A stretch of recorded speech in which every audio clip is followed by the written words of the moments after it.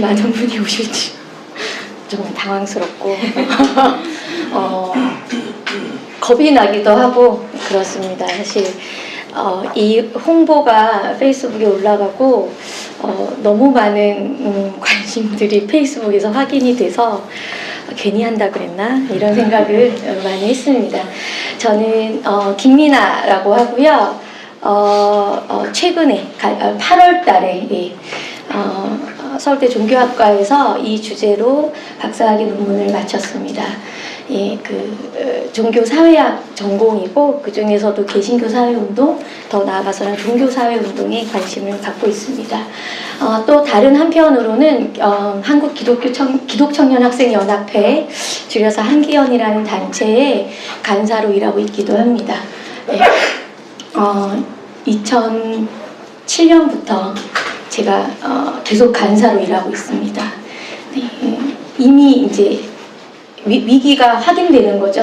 제가 2007년부터 2019년까지 아직도 선교단체, 진보적인 선교단체 간사를 하고 있다는 것 자체가 재생산이 안 된다면 에큐메니컬 단체의 위기를 확인할 수 있는 가장 명확한 근거가 아닌가 싶습니다. 오늘 발표는 제 박사학위 논문에 근거해서 좀 그 중에서도 뭐 이론적인 논의나 이런 것들은 좀 빼고 제가 조사하면서 역사적으로 정리하고 한국의 에큐메니컬 단체들이 현재 논문은 이제 2004년까지 다루었는데요. 현재까지 어디에 와 있는가 이런 고민을 담아서 발표를 해보도록 하겠습니다. 이렇게 발표문이 좀 길어서 스킵하면서 이렇게 읽어가면서 발표를 하도록 하겠습니다. 한국 진보적 개신교를 일컫는 에큐메니컬 진영은 7, 80년대 민주화 운동과 민중 생존권 운동에서 주도적인 역할을 담당하였습니다. 여기 와 계신 분들이 잘 아실 것 같아서 에큐메니컬에 대한 설명, 그리고 그것이 복음주의와 진짜로 경계가 있는가, 에큐메니컬의 실체는 무엇인가, 여기까지 나가지 않겠습니다. 이 바닥에서 쓰는 방언이라고 생각하셔도 됩니다. 네. 하지만 1987년 이후에는 에큐메니컬 운동의 개신교 내적 영향력이 약화된 것을 인정할 수밖에 없는 상황입니다. 민주화 이후 에큐메니컬 단체들 및 활동가들은 다 어디로 갔는가? 그들은 시민사회의 등장이라는 사회변동에 제대로 대응하지 못하고 소멸해가고 있는 것인가? 아니면 활동 영역과 목표를 변화시킴으로써 우리의 시야에서 사라져 버렸을 뿐인 것인가? 그들이 맞닥뜨린 사회변동의 구체적인 양상은 어떤 것이었고 그들은 그것에 어떻게 대응하였는가? 결과적으로 그들은 이제 한국 사회에서 효용성을 다한 것인가? 이런 질문들을 가지고서 사실은 논문을 시작했습니다. 한국 개신교 사회운동을 연구하는 종교사회학 연구자이자 에큐메니컬 활동가로서 저는 이상의 질문들에 명확한 답을 내릴 수는 없었습니다. 활동가로서 에큐메니컬 운동은 이제 끝났다라고 인정하고 싶지 않은 마음과 패배감 이런 것들을 동시에 또 느끼면서 연구자로서 면담 대상자들의 일치하지 않는 답변들 속에서 길을 잃기도 했습니다. 제일 뒷페이지를 보시면 제가 논문 작성을 위해서 면담을 진행했던 19분의 활동가들이 명단이 있습니다. 여기 와 계신 분들도 계세요. 2000년대 초반까지의 연구 시기를 잡다 보니까 소위 말하는 원로라고 불리는 분들보다는 현재까지 활발하게 활동을 하시고 에큐메니컬 진영에 몸담고 계신 분들을 면담 대상자로 선정했었습니다. 본 발표는 에큐메니컬 운동의 현재 상황들을 조망하고 그것을 형성해온 역사적 배경을 살펴봄으로써 위의 질문들에 대한 답을 도출하기 위해 우리가 검토해야 하는 사항들을 정리해보고자 합니다. 먼저 발표 이전에 좀 짚고 넘어가야 될 것은 저는 에큐메니컬 단체들의 활동에 집중합니다. 이전에 에큐메니컬 운동에 대한 기존의 연구들을 살펴보면 주로 NCCK 활동을 연구 대상으로 삼고 한국의 진보적 개신교 운동, 그러면 NCCK 운동 혹은 NCCK 안에서의 인권위원회 운동 이렇게 많이 등치되었습니다. 하지만 NCCK는 2017년, 제가 2017년 쓰다 보니까 2017년 2월 현재 총 8개의 교단이 소속되어 있는 교단 협의체로 각 교단들의 성격을 진보로 묻기에는 무리가 있습니다. 7, 80년대 민주화 운동 시기에 NCCK가 적극적인 사회활동을 벌였다고 해서 당시에 협의체에 소속되어 있던 모든 교단들이 같은 수준으로 동의한 것도 아니고 같은 정치적 지향을 가지고 있었다고 볼 수도 없습니다. 그래서 NCCK의 인권위원회나 활동가 몇몇을 진보적인 활동가 혹은 에큐메니칼 활동가로 지칭할 수는 있겠으나 NCCK 활동 전체를 에큐메니칼 운동으로 지칭할 수 있는가에 대해서 저는 좀 부정적입니다. 좀 내려와서 교단 혹은 교회 협의체를 연구 대상으로 상정하는 것은 종교성과 정치성이 있어서 균질하지 않은 큰 집단을 하나로 묶는 데서부터 오류가 발생할 수밖에 없다. 그래서 기하성 같은 교단이 NCCK에 가입되었을 때 진보적 개신교가 보수화되었다 이렇게 많이 진단이 되는데 사실 그렇게 따지면 처음부터 진보적이진 않았던 거 아닌가 NCCK가 그렇게 생각할 수 있습니다. 교회도 마찬가지로 연구 대상으로 적합하지 않다고 생각합니다.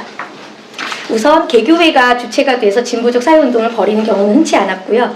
정교분리 원칙에 대해서 이제는 조금 더 관대해졌지만 여전히 교회가 주체가 되는 사회운동에 신도들이 많은 거부감을 느끼고 있기 때문입니다.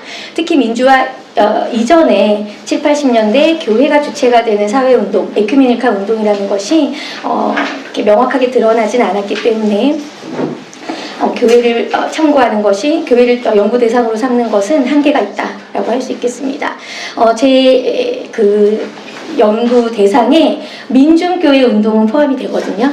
근데 민중교회 운동이 사실은 이란예수회나 이제 예장통합이죠.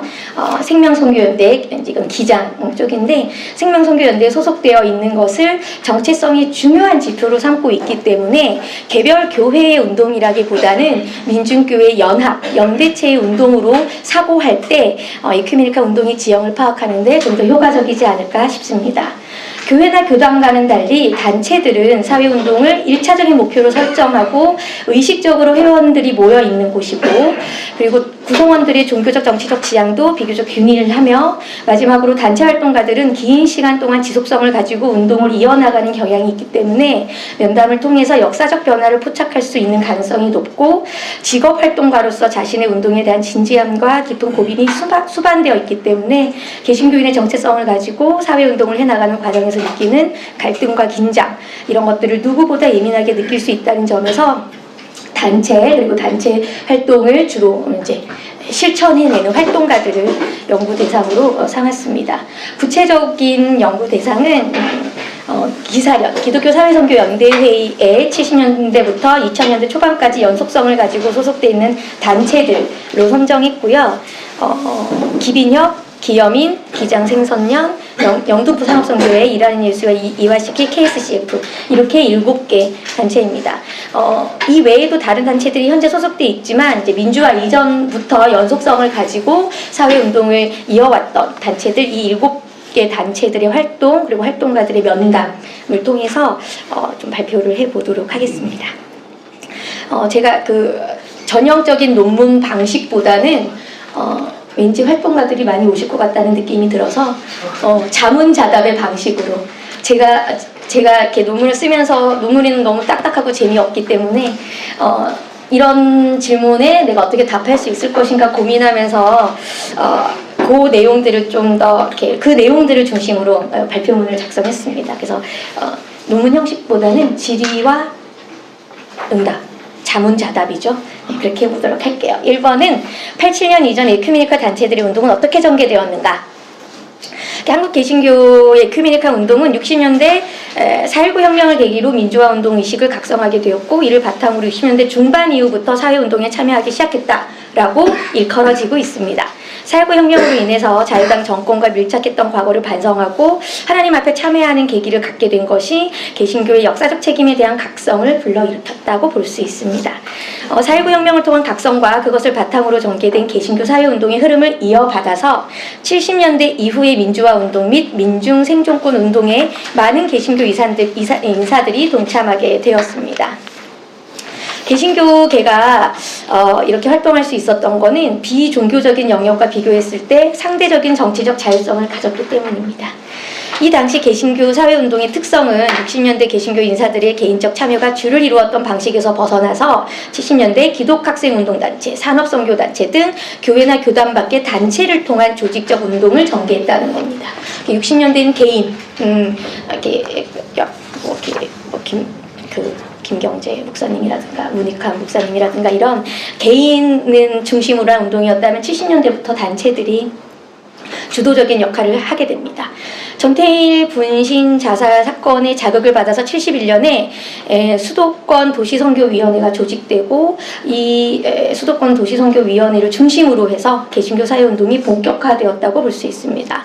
80년대에 들어서는 이제 사람들이 이제 박정희가 죽고 나서 만세를 불렀으나 곧바로 신군부 세력이 정권을 장악하면서 이전보다 더욱 탄압적인 군사독재가 실시되었습니다.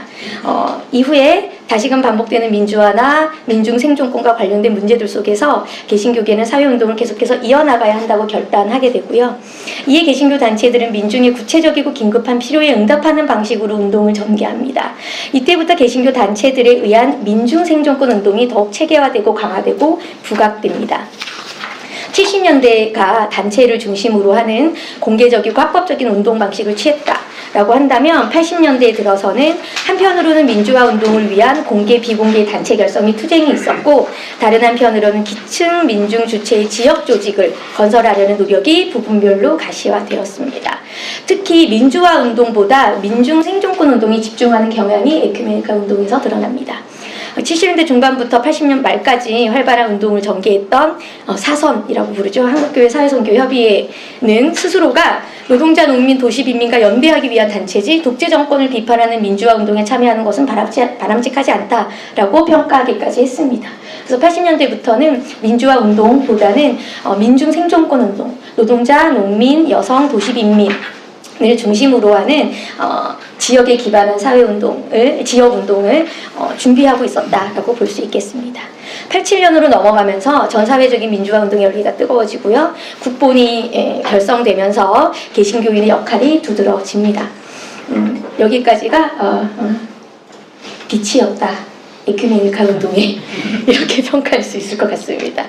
이처럼 60년대 마지막 달라보시면 60년대 중반 이후부터 사회적 책임을 각성하기 시작한 한국의 에큐메니칼 개신교인들이 70년대 들어서는 기독학생운동단체, 산업선교단체, 도시빈민운동단체 등의 조직을 통해서 공개적이고 합법적인 민주화 운동을 전개하였습니다. 특히 75년 긴급조치 제5호의 발동으로 전반적인 사회운동이 위축되는 분위기 속에서 에큐메니칼 단체들은 예배와 기도회 등의 종교행사를 통해서 민주화 운동의 흐름을 이어갈 수 있었습니다. 80년대 들어서는 공개 비공개의 단체 결성 및 투쟁을 통해서 민주화 운동을 이어가는 한편 조금 더 노동자, 도시빈민 여성 등 기층민중 주체의 지역 조직을 건설하는 노력에 집중하였다라고 87년 이전까지의 역사를 정리할 수 있겠습니다.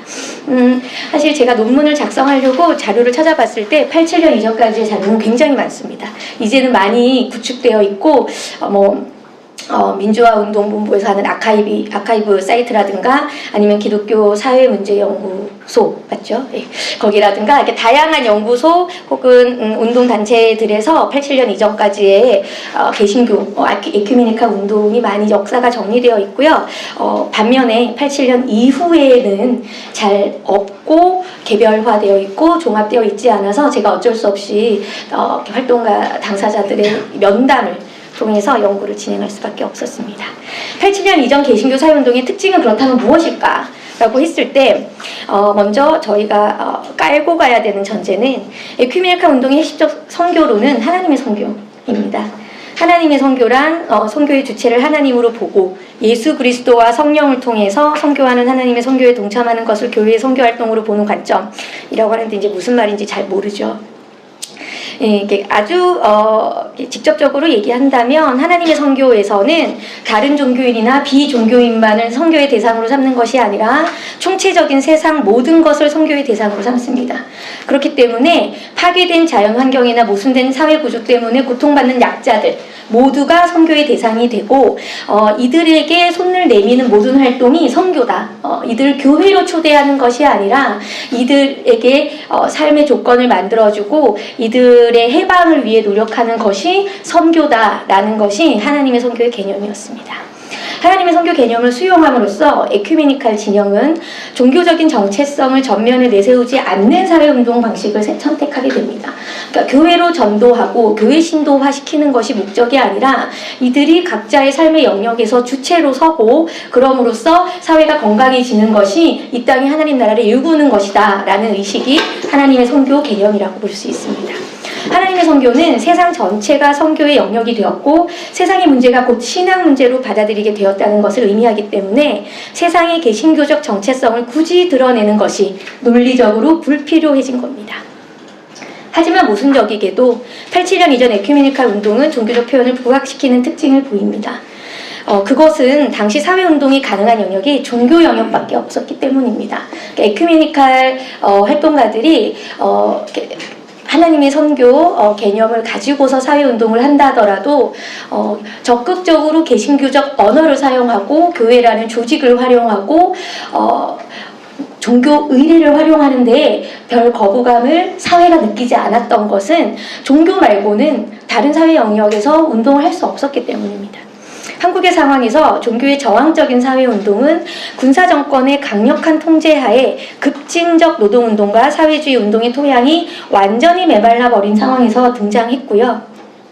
이런 배경에서 한국의 진보적 그리스도교인들은 70년대부터 민주화운동에 적극적으로 가담하면서 노동운동, 농민운동, 도시빈민운동 등 민중운동 분야를 보호하고 육성하는 우상기능과 요람기능을 할 수 있었습니다. 강인철 선생님은 이제 유럽의 사례와 비교하면서 유럽은 오히려 일반 사회 운동이 발달하고 그 사람들이 교회로 들어가면서 종교 운동이 일어났다라고 평가하면서 그것과 대비해서 우리나라 같은 경우는 한국은 종교 운동이 일반 사회 운동을 키우고 지켰다. 7, 80년대 그렇게 볼 수 있습니다. 에큐메니칼 진영이 종교운동 외에 일반 사회운동까지 보호할 수 있었던 것은 개신교가 가진 국내와 국외의 인적, 물적 네트워크 때문이었습니다. 민주화 이전 시기 에큐메니칼 운동은 국제적인 네트워크를 통해서 많은 재정적인 지원을 받았고 인적 네트워크를 통해서 국내 상황을 세계적으로 알리고 관심을 유도하는 데 유리한 상황이었습니다. 이러한 이유들로 인해서 87년 이전 시기 사회운동을 하고자 하는 많은 사람들이 에큐메니칼 운동의 영역으로 들어왔습니다. 87년 이전의 에큐메니칼 진영은 개신교 신앙을 가지지 않은 진보적 인사들까지를 포괄하고 있었다고 볼 수 있습니다. 당시에 사회운동을 하려면 기독교판을 갈 수밖에 없는 상황이었던 거죠. 이러한 이유로 87년 이전 에큐메니칼 운동에 대해서 도움을 주고 보호해주는 든든한 외피의 역할을 하는 외피론이었다라거나 사람들이 종교적인 신념 때문에 몰려온 것이 아니라 자기들의 생존과 노동인권과 사회민주화 운동을 위해 운동단체를 활용했다는 활용론이라는 평가가 내려지기도 합니다.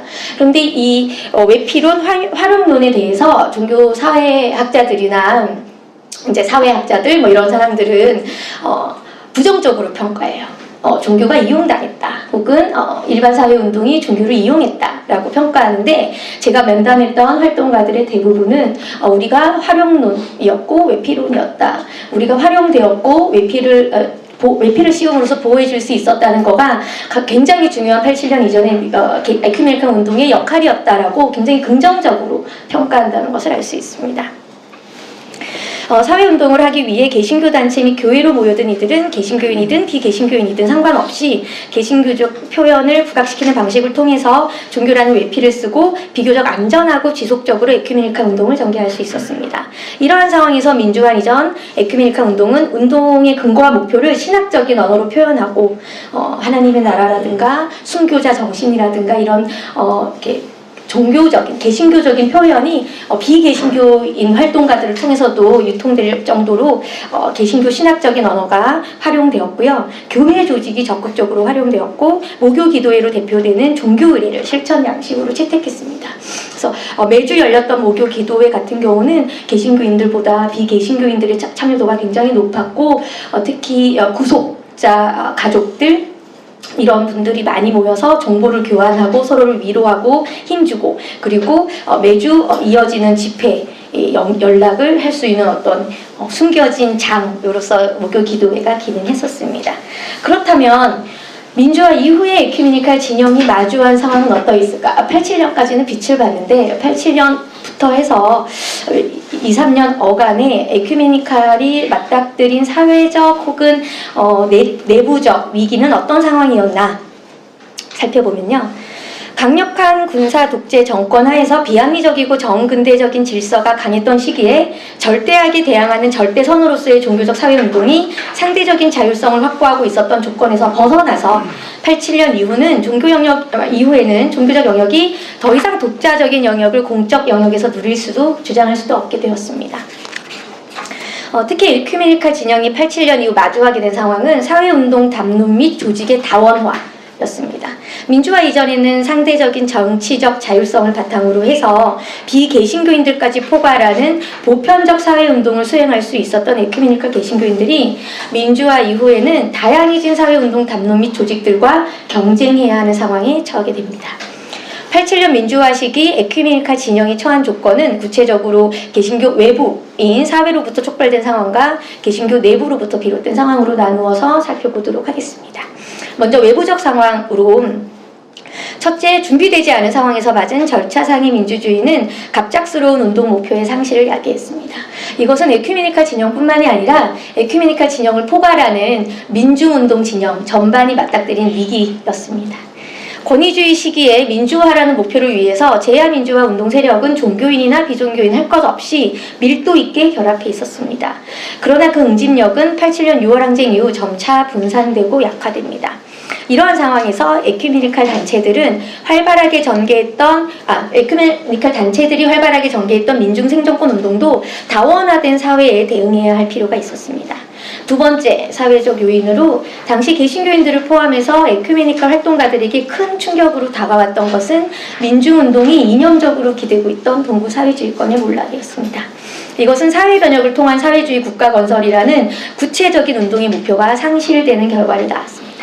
80년대에 87년 민주화 이전까지 80년대 활동을 활발하게 전개했던 아주 코어에서 활동했던 활동가들은 하나님 나라, 민주화된 하나님 나라, 계급 해방된 하나님 나라는 사회주의적인 어떤 정치 비전과 일치한다라고 믿고 있었습니다.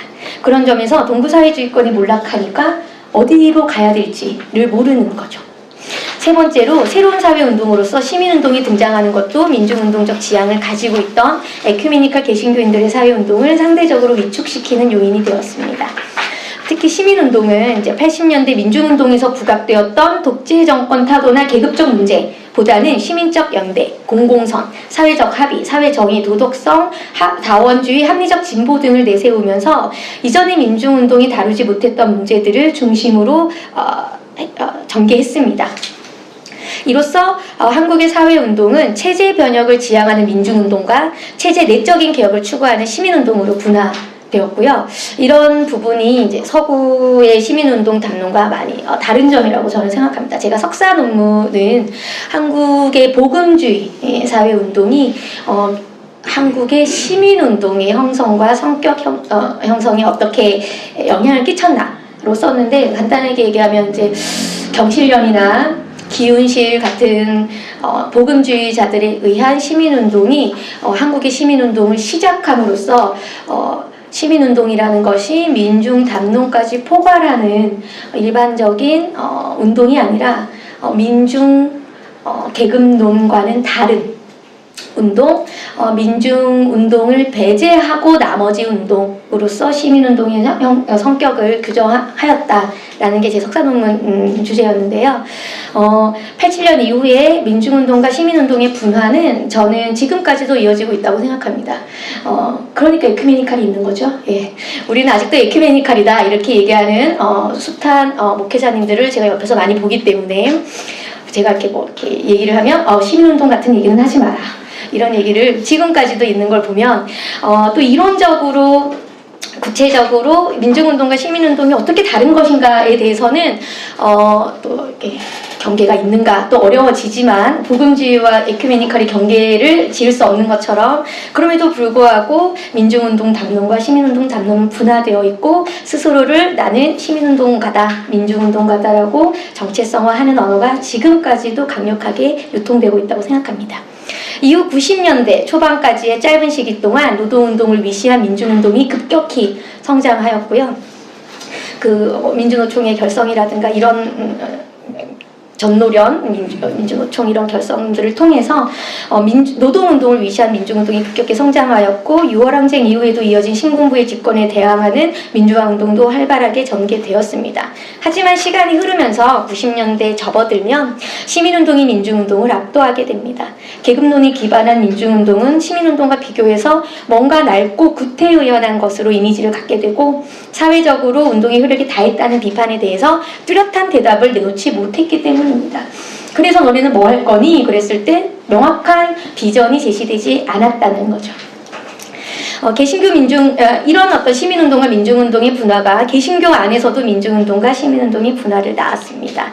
그리고 이때 시민운동을 주도한 세력이 교회의 사회적 책임을 자각한 복음주의 진영이었습니다. 그리고 이 복음주의 진영이 호출한 사회적 운동의 근거가 하나님 성교와는 다른 로잔 언약이었습니다. 개신교 시민운동의 약진에 대해서 에큐메니컬 단체들은 계급론에 기반한 변혁적 민중운동의 지향을 고수하는 것으로 대응하였습니다.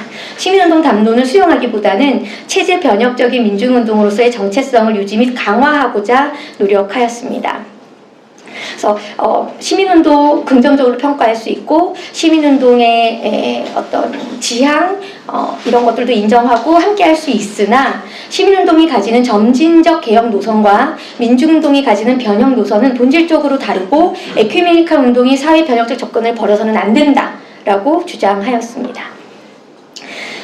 한국의 에큐메니컬 운동이 민중운동적 지향을 포기하지 않음으로써 운동의 주제에서도 전문화가 이루어지지 않고 기존의 민주화 운동 및 민중 생존권 운동을 고수하는 경향을 보입니다. 80년 이전과 마찬가지로 민주화 혹은 민중 생존권에서 노동운동, 빈민운동, 그다음에 여성운동, 뭐 이런 농민운동 이런 식으로 87년 이전에 있었던 보편적이고 포괄적인 운동의 주제들을 계속 고수해 옵니다. 개신교 시민운동 진영이 여성이나 환경, 소비자 등 다양하고 구체적인 사회 문제에 집중해서 운동을 전개하는 데 반해서 개신교 민중운동 진영은 민주화 운동과 민중 생존권 운동이라는 광범위한 주제를 계속해서 이어옵니다. 이런 점에서 백화점식 사업이다. 에큐메니컬은 이것저것 다 한다. 시민운동 하는 거 말고는 다 한다. 이렇게 평가될 수 있을 정도로 다양한 주제들을 섭렵하고 있고 그러다 보니 한 주제에 대한 전문성 같은 것들이 약화되는 거죠. 네 번째 사회적 위기는 에큐메니컬 운동이 사회체제 자체를 문제 삼았기 때문에 정부의 탄압을 다른 어떤 사회운동보다도 극심하게 겪었다는 사실입니다. 특히 산업선교 운동은 YH 사건 이후부터 한국 사회에서 가장 불순한 세력들 중 하나로 여러 매체에 의해 매도되었고요. 그 결과 사실 80년대 중반부터 산업선교 운동은 대중적 지지를 잃고 고립되어 갑니다. 이러면서 인천 산업선교 운동이라든가 감리교 산업선교 운동 같은 것들이 많이 중단되고요. 지금까지도 남아있는 활발한 산업선교 운동은 이제 예장 통합을 중심인 이제 일하는 예수회, 영등포 산업선교회 중심의 운동이 여전히 좀 이어지고 있다라고 할 수 있습니다. 또한 기독학생 운동도 정부로부터 감시를 당하고 많은 탄압을 받았습니다. 특히 88년 노태우 정권은 중산층을 중심으로 하는 시민과 노동자, 농민을 중심으로 하는 민중을 정책적으로 분리해서 시민주체 중심의 국정을 운영하면서 시민운동에는 관용적인 태도를 취한 데 반해서 민중운동은 시민사회 영역에서 허용되지 않는 태도를 고수하였습니다. 이런 점에서 87년 이후에도 에큐메니컬 운동을 포함한 민중운동 진영은 정권으로부터 많은 탄압을 받게 됩니다. 그렇다면 이런 외부적 상황 말고 내부적 상황은 또 어떠했는가? 내부적 상황도 큰 위기를 불러일으키죠. 첫째, 민주화 이후에 에큐메니컬 운동은 폐쇄적인 활동가 네트워크의 구축으로 인해서 재생산이 이루어지기 어렵다는 문제에 봉착하였습니다.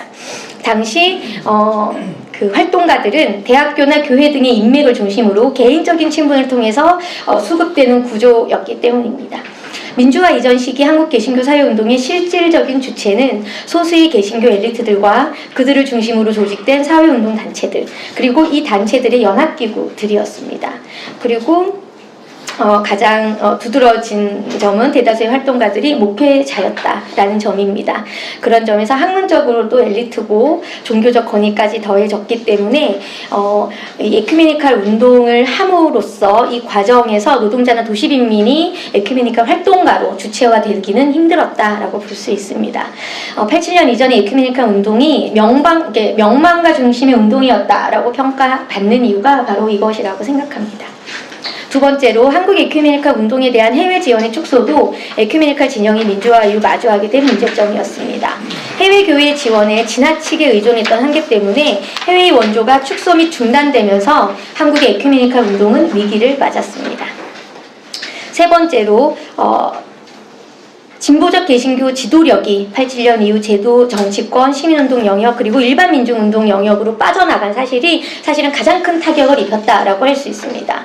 이로 인해서 87년 이후 에큐메니칼 진영의 지도력에는 큰 공백이 생기게 되었습니다. 에큐메니칼 진영을 포함한 민중운동 진영의 일부는 87년 이후 절차적 민주주의가 확립됨에 따라서 정당을 만들어서 선거를 통해 사회 변화를 이루어내고자 하는 흐름이 있었고요. 특히 많은 에큐메니칼 명망가들이 80년 5.18 광주 민주화 운동과 87년 6월 민주항쟁을 거쳐서 명성을 얻으면서 문민정부 시대부터 정권의 주변부 혹은 핵심부에 참여하기 시작하고 이러한 경향은 98년 김대중 정부가 들어서면서 강화되어서 많은 에큐메니칼 지도자들이 정치권으로 진입합니다. 한편 정치권 외에도 시민운동 영역으로 에큐메니칼 활동가들이 이전하기도 합니다.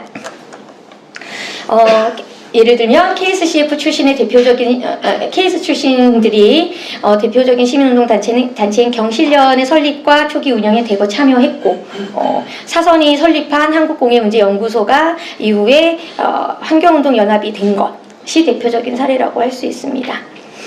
그런데 에큐메니칼 진영이 제도 정치권으로 들어갔거나 혹은 시민운동 영역으로 들어갔다기보다 더 두드러진 변화는 일반 민중운동 진영으로의 이전이었습니다. 사실 에큐메니컬이라는 것이 시민운동과의 차별성에 그 자신의 정체성을 기반하고 있다면 시민운동으로 가는 건 쉽지 않죠. 물론 그런 흐름도 있었지만 노동운동이나 농민운동과 같은 일반 민중운동으로의 전출은 운동의 지향이나 방식의 유사성 때문에 대규모로 자연스럽게 이루어졌습니다. 그래서 87년 이후에 전노협 이런 단체들이 만들어질 때 사실 그 전까지 민중운동의 지도력이라고 할 수 있는 세력들이 대부분 에큐메니칼에서 성장했기 때문에 에큐메니칼의 지도력들이 전노협의 결성과 초기 운영에 대거 참여하게 되고요. 그럼으로써 에큐메니칼 진영, 다른 말로 하면 개신교 민중운동 진영에서는 지도력이 더 이상 남아있지 않게 되는 결과가 생겼습니다. 이처럼 민중교회 운동과 그리고 또 다른 한편으로는 이제 민중교회 운동으로 빠져나가기도 하죠. 민주화 운동을 통해서 국가의 영향력이 약화되고 시민사 영역이 확장되면서 노동조합이나 농민회와 같은 일반 민중운동 단체들이 세워지고 활동을 해나갈 수 있는 여건이 마련되었고 특히 당사자들과 함께하는 운동, 당사자들의 주체성을 세우는 운동이라는 점에서 노조운동, 농민회 이런 운동에 많은 에큐메니칼 지도력들이 참여하였습니다. 네 번째, 그렇다면 민주화 이후에 이런 위기를 맞아서 에큐메니칼 운동은 어떻게 전개되었는가? 짧죠? 내용이 간단하다는 겁니다. 민주화 이후 에큐메니칼 운동은 특정 지역 주민들을 대상으로 지역성을 강조하는 지역사회 운동에 집중하였다는 특징을 보입니다. 군사독재 정권이라는 절대악이 무너졌지만 현실적으로는 별로 달라진 것이 없다는 것을 확인한 한국의 에큐메니칼 운동 세력은 분열과 무기력, 허탈감 등의 후유증을 겪었고 그 가운데 에큐메니칼 진영이 새로운 운동 영역으로 지역에 주목하기 시작했습니다. 그리고 특히 이제 문익환 목사의 방북 사건 이후 좌경, 용공 조작과 대규모 마구잡이 구속 등 극단적인 억압이 자행되는 시기여서 공개기구를 통한 가시적 활동보다는 노동자, 도시빈민, 여성을 대상으로 하는 지역운동이 더 효과적일 것이라고 판단되었고요. 그리고 다른 한편으로 에큐메니칼 개신교인들에 의해서 시작된 민중교회 운동을 들 수 있습니다. 사실 민중교회는 87년 이전에도 있었어요. 그런데 이 87년 이전의 민중교회는 영등포 산업선교회라든가 도시빈민선교회 같은 운동단체들이 지역성에 기반해서 민중들, 기층 민중들을 직접적으로 만나기 위한 단체들의 센터 역할이었습니다. 그런 점에서 이 당시 민중교회라는 용어가 사용되기는 했지만 그 87년 이후에 에큐메니카 운동의 새로운 전략으로서의 민중운동과는 좀 구분이 될 필요가 있다. 그 전에 단체를 중심으로 근데 단체들은 영등포 산업선교는 영등포에 있잖아요. 그래서 영등포 산업선교회가 어떤 기층 교회들을 세우고, 그 다음에 도시빈민선교회가 하월곡동이나 이런 곳에 또 교회들을 세워서 이 교회를 중심으로 주민들을 만나고 노동자들을 만나는 활동들을 하기 위한 일종의 지부 같은 역할을 했었다라고 볼 수 있습니다. 하지만 87년 이후에 민중운동은 새로운 대안으로 자리 잡게 되고, 많은 에큐메니칼 활동가들이 87년 이후에 민중교회 운동으로 들어가게 됩니다. 이로써 87년 이후 에큐메니칼 운동은 단체 중심에서 교회 중심으로 옮겨갔다라고 말할 수 있습니다.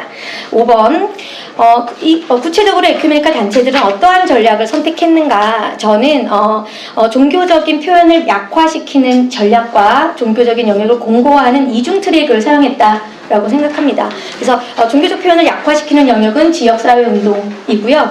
종교적 영역을 공고화시키는 영역은 민중교회 운동이다 라고 볼 수 있습니다.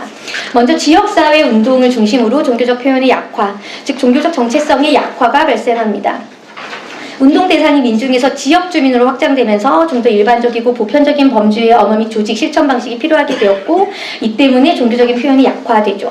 운동의 목표와 근거가 사회과학적 언어로 표현됩니다. 하나님 나라, 순교자 정신, 이런 것들이 이제 더 이상 활용되지 않죠. 저 또한 이제 민중교회 교인인데요. 교회에서 이렇게 운영하는 기관은 더 이상 하나님 나라 같은 것들을 쓸 수 없습니다. 네. 복지, 인권, 평등, 주민조직 이런 식의 사회과학적이고 일반적인 언어로 운동의 목표와 근거가 표현됩니다. 그런데 이 에큐메니칼 활동가들이 지역사회운동에서 종교적 정체성을 전면에 드러내지 않는다는 전략을 선택할 수 있었던 것은 원래부터 하나님의 선교론이 입각해서 사회운동을 해왔기 때문입니다. 그래서 우리가 개신교적인 정체성을 탈각시키는 것이 문제가 아닐까가 아니라 이제 진정으로 하나님의 선교에 입각한 사회운동을 할 수 있다라고 긍정적으로 평가하였습니다. 에큐메니칼 개신교인들이 지역사회 운동으로 실천의 방향을 변경하면서 운동의 대상이 구체적인 지역 주민으로 확장된 것도 운동 영역에서 개신교적 표현이 약화되는 전략과 연관됩니다. 과거에는 노동자, 도시 빈민, 이렇게 민중이라고 일컬어지는 대상들을 주로 운동의 대상으로 상정하였다면, 사무직 노동자, 학생, 주부 등 일반 여성 범주까지 관심의 범위를 넓히고 이들을 주민이라는 용어로 지칭함으로써 지역 주민교회를 세워서 사회운동을 해야겠다라는 지역성에 입각한 사회운동이 발생하게 되고요. 이에 따라서 지역사회운동에서 좀 더 일반적이고 보편적인 언어를 사용하게 되었습니다. 제가 이제 인터뷰했던 분들 중에서 지역 주민들이 함께 활동하고자 할 때 굳이 종교적 성격을 두드러지게 내세울 필요가 없다. 한편으로 개신교의 지역사회 운동이 종교적인 성격을 띠게 되면 지역 주민들이 부담감을 가진다. 이런 인터뷰가 있었거든요. 그래서 지역 주민들과 좀 더 밀접하게 만나고 이렇게 이 단체로 들어오는 턱을 없애기 위해서 종교적인 정체성을 약화시켰다라고 볼 수 있습니다. 조직적으로 사회운동 기관과 교회가 분리됩니다. 87년 이후 민중교회와는 별도로 지역사회 운동을 전문적으로 수행하는 기관이 세워지게 됩니다. 진보적 개신교인들은 민주화 이전에는 교회 공간을 활용해 사회운동을 전개했지만, 민주화 이후에는 종교적인 색채를 띠지 않는 별도의 기관을 설립해서 사회운동을 수행하였습니다. 75년 긴급조치가 발동되고 종교 영역 이외의 공간에서 사회운동을 하기 힘들어졌을 때 진보적 개신교인들이 교회를 세워서 운동을 이어나가고자 했었습니다. 아까 말씀드렸듯이 87년 이전에 교회들이 세워졌고 이들의 교회들은 주로 주민교회 혹은 노동교회라고 불렸습니다. 이때 노동교회는 노동자 중심의 이제 산업선교 회에서 이제 결성한 교회들이고요. 주민교회라고 하면 도시빈민운동에서 결성한 교회들입니다. 이 교회들은 교회 본연의 역할에 집중하기보다는 개신교 단체를 통한 사회운동이 어려워진 상황에서 단체를 대체하는 공간으로 활용되었습니다. 하지만 87년 이후에는 개신교 단체들과 교회들의 조직적 분리가 발생하고 에큐메니칼 개신교들은 이전에 병존했던 단체와 기관을 분리할 뿐만 아니라 노동자 중심의 운동에서 탈피한 다양한 지역 문제들을 고민하고 주변부 중에서도 상대적으로 더 취약한 이들을 위한 운동을 효율적으로 전개하기 위해 전문적인 사회운동 기관들을 설립하고 있습니다. 그래서 요즘 흔히 이제 민중교회라고 불리는 교회들의 활동을 보면 교회 옆에 기관이 같이 있어요. 간판도 저희 교회 옆에도 다른 간판이 있거든요. 교회 간판은 쪼개놨고 기관 명칭 엄청 큽니다. 그렇게 공간도 분리하고 조직 체계도 분리합니다. 그래서 그전에는 교인들 혹은 에큐메니칼 진영 활동가들이 사회운동을 정리했다면 기관에서 활동하는 사람들은 개신교 정체성과는 아무 상관이 없는 지역 주민들이 활동가의 정체성을 가지고 일반 사회운동의 차원으로 지역운동을 한다라고 볼 수 있습니다. 민중교회 목회자가 아예 교회 이름을 내걸지 않고 그냥 지역운동에 헌신하는 사례도 많아졌습니다. 특히 민주화 이후 교회와는 별도로 세워지고 운영된 지역사회 기관들은 행정적으로 비영리단체나 법인의 승인을 받음으로써 종교적인 색채를 지우고 일반 사회운동기관의 조건을 갖추고자 하는 경향을 보입니다. 그래서 오늘날 민중교회들이 운영하는 기관들은 사실 기독교 운동의 영역으로 포괄되기보다는 지역사회복지기관의 영역으로 포괄됩니다. 특히 1990년대 이후부터 사회복지시설에 대한 정부 보조금이 확대되기 시작하는데요. 재정적으로 자립하지 못한 에큐메니칼 단체들이 이제 WCC를 비롯하여 80년대 중반부터 돈줄이 끊기기 때문에 이 에큐메니칼 단체들이 정부 보조금을 획득해서 사회운동 자금을 마련하고자 합니다. 이거는 이제 개인적인 푸념이지만 제가 민중교회를 다니는 입장에서 우리의 항상 큰 고민은 우리는 왜 이렇게 가난할까인데요. 교인들이 많고 좀 부자면 자립할 수 있을 것 같은데 그렇지 않죠. 민중교회들이. 그래서 정부 보조금을 획득하려고 하고 그러다 보면 특정 종교의 교리 전파를 목적으로 하는 사업이나 단체에 정부가 보조금을 지급하지 않고 이에 따라서 에큐메니칼 진영은 종교적으로 하는 사업이나 종교적 색채를 약화시키는 방향으로 사회운동 기관을 개편합니다. 지역사회운동 영역에서 종교의례도 약화됩니다. 더 이상 목요기도회 같은 기도회가 지역사회운동에서 일어나지 않고요. 일어날 수도 없죠. 다른 한편으로 민중교회 운동을 중심으로 종교적 영역을 공고히 하는 전략도 에큐메니칼 단체들에 의해 수행됩니다. 이게 두 번째 트랙이죠. 민주화 이후 급속하게 확산된 민중교회들은 민주화 이전의 주민교회나 노동운동들의 흐름을 이어가면서도 에큐메니칼 진영이 지역사회운동 영역에서 탈락시킨 종교적 언어와 의례, 공동체를 강화하고자 하였습니다. 민중교회를 통해서 종교적 영역을 공고히 하는 방식을 선택했다라고 볼 수 있는 거죠. 이 민중교회들이 87년부터 해서 93, 4년까지 거의 지금 있는 민중교회들이 다 결성됩니다. 아주 급성장하게 되고 그때 아주 많이 만들어지게 되는데 이 말은 87년 이전까지는 단체나 이렇게 다른 조직을 통해서 사회운동을 했던 목회자들이 87년 이후부터는 민중교회를 개척하기 시작했다라고 볼 수 있습니다. 87년 9월 18일 예장통합, 그 다음에 기장, 기강 소속 23명의 목사들이 정경련 회관을 점거 농성하는 사건이 벌어졌고요. 이 사건을 계기로 해서 88년 7월 한민연이 결성됩니다. 그래서 이 88년부터 한민연을 중심으로 해서 민중교회 운동이 조직적으로 일어나게 됩니다. 이 민중교회는 87년 이전의 노동교회나 주민교회와는 다르게 신앙생활 공동체로서의 성격을 강조하고요. 이전처럼 산업선교운동이나 도시빈민선교운동에 집중하기보다는 다양한 지역 주민들의 요구와 이해를 분석하고 이를 충족시키기 위한 운동을 벌였습니다. 2000년대 들어서는 이제 정의, 평화, 창조, 보전 이런 얘기들까지도 민중교회에서 적극적으로 수용되었죠.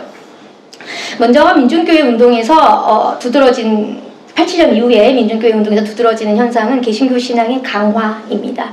개신교 신앙을 강화해야 한다는 주장은 87년 6월 항쟁 이후 에큐메니카 개신교인들의 사회운동이 다양한 주체와 주제에 대한 사회운동들 중 하나가 되는 상황에서 87년 이전에는 주도했고 거의 다였다라고 한다면 87년 이후에는 많은 주체들과 주제들 중에서 하나로 전락한 상황에서 종교적 사회운동의 자기 정체성은 무엇인가? 우리 에큐메니카 운동은 무엇인가? 라는 고민이 87년 이후로 쏟아져 나왔다는 거죠. 과연 기독교 사회운동은 무엇인지, 전체 사회운동에서 어떤 이상과 과제를 가지는지, 주체는 누구고 운동을 뒷받침하는 근거는 무엇인지 등의 근본적인 물음이 제기되었고, 이 물음의 답으로 신앙을 강화해야 한다라는 흐름이 있었다고 볼 수 있습니다.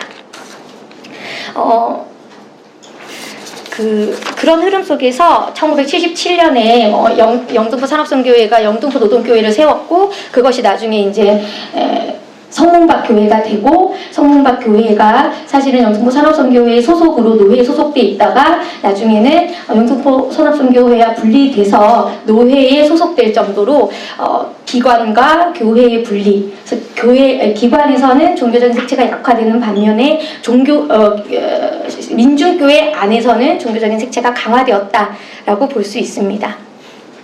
목회자들뿐만 아니라 일반 신도들도 민중교회의 정체성을 사회운동 기관이라기보다는 신앙 공동체로 규정하고 민중교회가 교회 본연의 기능에 더 집중할 것을 목회자들에게 요청하였습니다. 그래서 이 90년대를 전후해서 민중교회 총회자 요집 이런 것들을 살펴보면 신도들과 에큐메니컬 운동을 하고 싶은 목회자들 사이의 갈등, 그리고 교회는 교회로 남았으면 좋겠다고 생각하는 신도들, 그리고 교회가 운동 조직이 되어야 한다는 어떤 지도자들 사이의 갈등이 아주 두드러지게 나타납니다. 그럼에도 불구하고 민중교회는 종교 영역을 공고히 하는 영역으로 자리매김하게 됩니다. 민주화 이후에 민중교회 내에서 종교적 영역이 공고해지면서 상대적으로 교회의 사회운동 지향은 약화되었다라고 볼 수 있습니다. 민중교회 목회자들과 교인들은 교회가 더 이상 사회운동 단체가 아니라는 점을 분명히 하였습니다. 운동을 할 거면 기관을 만들어서 일반적이고 사회과학적인 언어로 운동을 하는 것이고요. 교회 자체가 운동의 주체는 아니다. 실제로 교회 목사님이 기관의 기관장을 하기도 하고 많은 교회 헌금이 기관의 운용에 들어가기도 하지만, 그럼에도 불구하고 교회는 이제는 더 이상 운동단체는 아니다 라고 여겨집니다. 민주화 이후 에큐메니컬 목회자들은 민중교회 운동을 통해서 종교적 영역을 공고히 하는 과정에서 영성이라는 개념에 집중합니다. 이 시기 진보적 개신교인들이 민중교회 운동을 통해서 종교적 기반을 탄탄히 하고자 하는 시도에서 호출된 것이 바로 영성이라는 개념입니다. 그래서 신앙을 강화한다라고 했을 때 우리가 이렇게 에큐메니컬 민중교회에서 우리가 강화해야 할 것은 무엇인가? 영성이라는 개념이었다라고 볼 수 있습니다.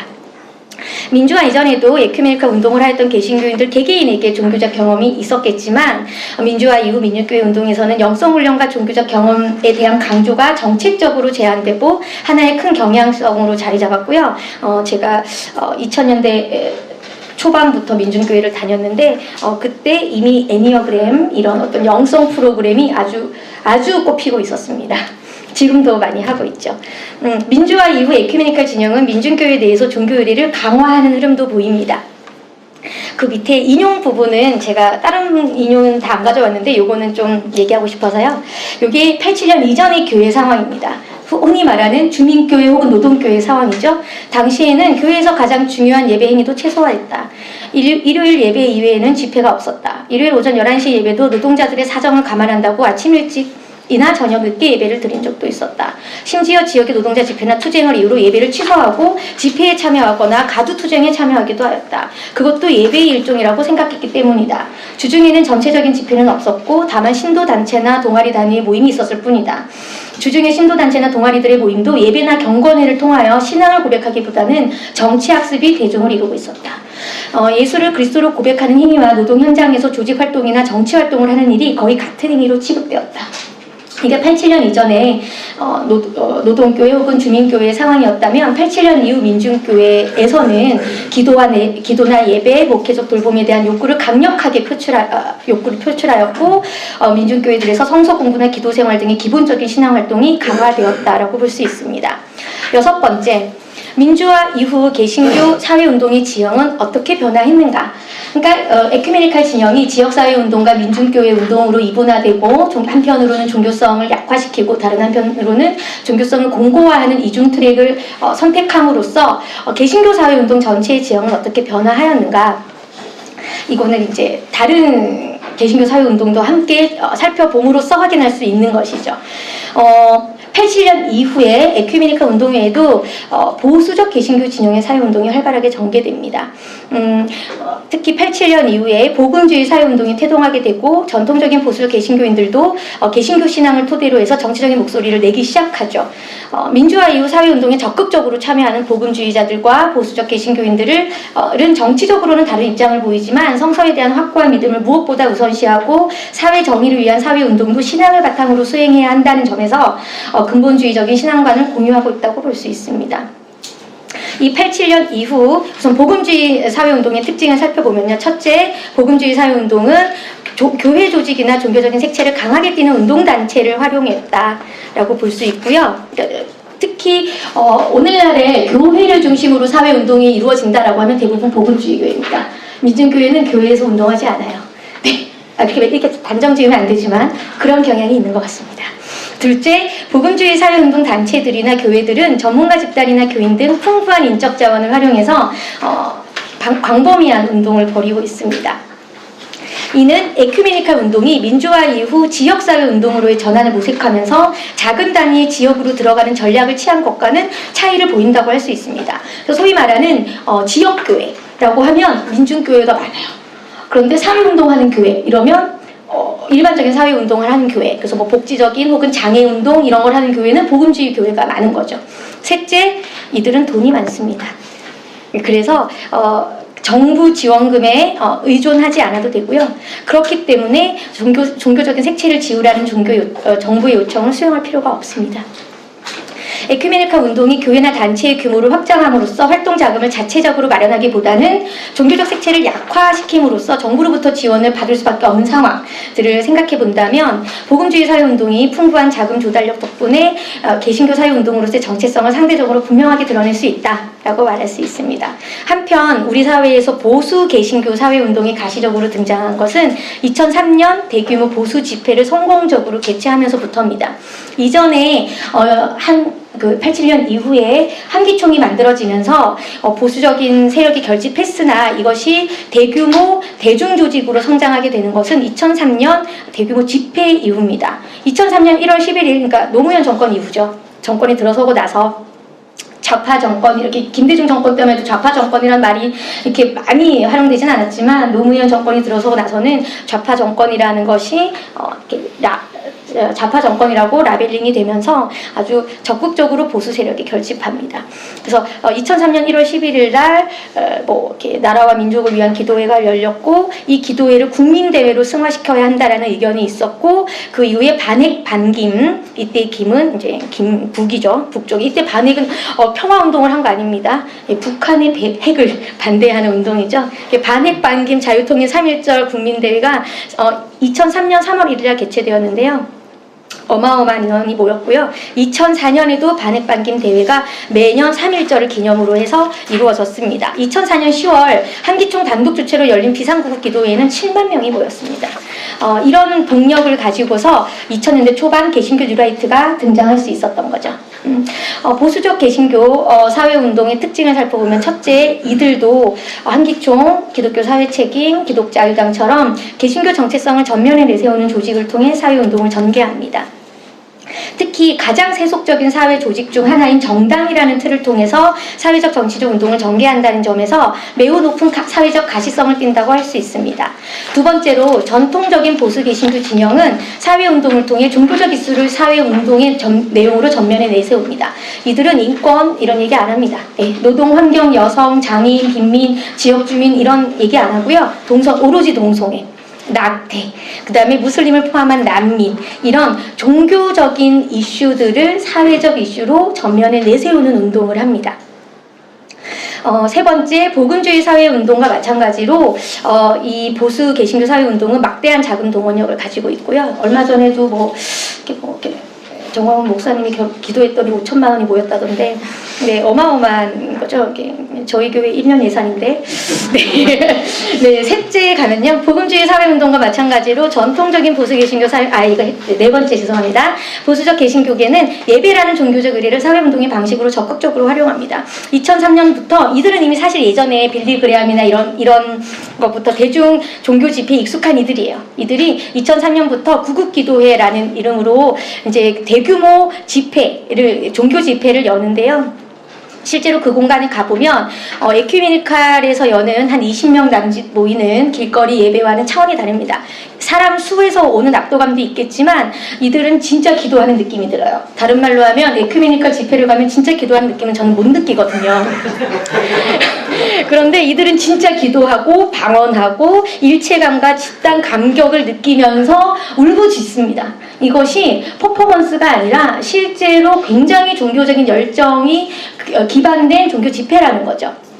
이런 점에서 보수적 한국의 민주화 이후의 한국의 개신교 사회운동이다 그러면 복음주의 그리고 보수적인 사회운동이 가시화됩니다. 사실 이들이 다수라고 할 수는 없으나 87년 이전에 에큐메니칼 진영이 소수지만 사회적 영향력을 가지고 있음으로써 가시화되고 영향력을 확보하고, 그래서 외국에서 대통령이 와도 NCCK를 반드시 방문해야 되는 한국 개신교의 대표는 NCCK라는 그런 어떤 과잉 대표성을 가지고 있었다면 87년 이후에 이 보수적인 개신교인들이 수는 소수라 할지라도 막강한 자본력과 동원력을 가지고서 그리고 이슈나 의례의 종교성의 전면화를 통해서 굉장히 가시적이고 과잉된 영향력을 확보하고 있다라고 볼 수 있습니다.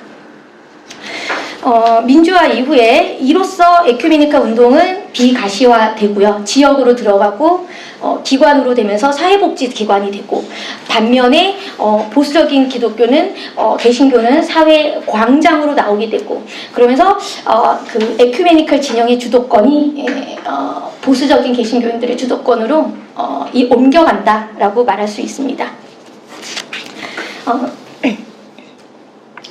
일곱 번째, 그래서 에큐메니칼 단체들은 지금 어디에 있는가? 다시 이제 이 발표의 제목인데요. 에큐메니칼 단체들은 한편으로는 비종교적인 일반 사회 운동을 전개하고 있고, 다른 한편으로는 민중교회 내에서 진보적인 신앙의 강화에 몰두하고 있습니다. 전자는 여타 사회 운동 기관들에 비해 전문성의 약화로 경쟁력을 상실해가고 있고, 개신교 운동이라는 정체성을 전면에 내세우지 않음으로써 개신교 사회 운동 내에서도 영향력을 잃어갑니다. 후자는 민중교회 운동이죠. 일반 교회들의 신앙 양태로 수렴하는 경향을 보이면서 우리가 진짜 민중교회일까? 민중교회와 일반 교회가 뭐가 다를까? 이런 고민에 빠지는 거죠. 진보적인 사회운동기관으로서의 정체성을 민중교회 연대체 소속감이라는 예수의 소속이다, 혹은 민중교회라는 타이틀에만 찾을 수 있는 거 아닌가 싶습니다. 이러한 상황에서 2019년 에큐메니칼 활동가들은 무엇을 할 수 있을 것이며 무엇을 해야 하는가? 저는 모르겠고요. 사실은 이런 실존적인 고민에서 논문을 시작했지만 답은 없고, 우선 열심히는 해봐야겠지만 어떤 식으로 해야 되는지는 잘 모르겠다, 이런 생각이고요. 하지만 우리가 이런 질문에 답하기 위해서 역사적이고 그 다음에 현재 지형적인 어떤 배경을 파악하기 위해서 이런 논의들이 좀 필요하지 않을까 생각하고요. 오늘 와 계신 분들의 토의를 통해서 좀 답을 조금이라도 좀 찾아갈 수 있으면 좋겠다라고 생각합니다. 이상으로 발표를 마치겠습니다.